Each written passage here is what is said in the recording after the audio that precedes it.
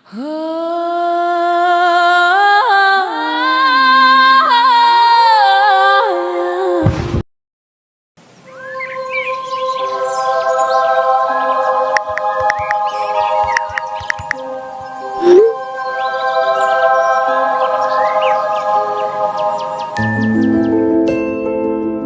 Makiling, diwata na nagmamanage sa aesthetic ng Mount Makiling.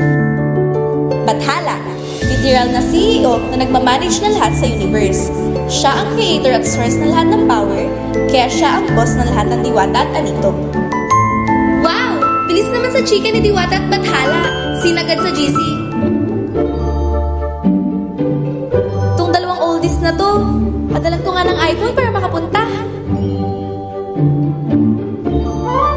Kapre, isang giant at super hairy. Chill-chill lang sa mga puno. Tikbalang, half person, half horse. Sierra Madre, shield sa mga bagyo ng mga taga Luzon.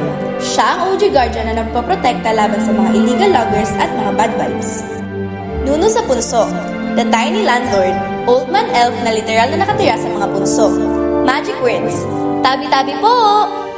Sirena, the Ocean Diva Slay, upper body, FHM model, lower half, best for speaking recipe. Of course, hindi pa huli mga sirena. See? Excited ang mga bakla.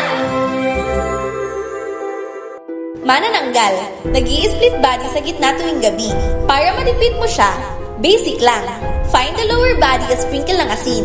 Game over! Aswang, isang OG shapeshifter na kaya maging vampire or werewolf. Townspeople sa araw, akala mo green flag na pero major red flag sa gabi. Tiyanak, mag-asal baby sa gubat at nagigil trip ka na parang siya pa yung kawawa. Biglang mag-transform into monster. Very good ka dyan, Tiyanak. Habang busy sila nagmumukbang, may kita na nilang invitation.